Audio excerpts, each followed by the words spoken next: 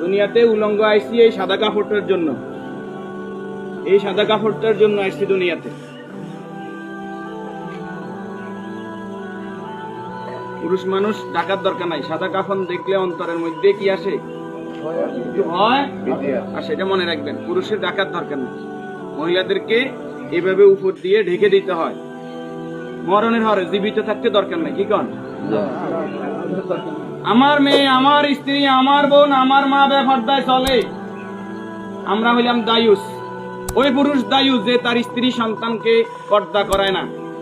আপনি থাকতে আপনার স্ত্রী কিভাবে ফেরিওয়ালার সামনে যায় আলু খাইস কিনে, আপনি দেশে থাকতে, আপনি এলাকা থাকতে আপনার স্ত্রী কিভাবে মার্কেটিং করে যায়, এভাবে বাজার সদাই করে, আপনি পুরুষ কেন পর্দার ব্যাপারে সচেতন নয়?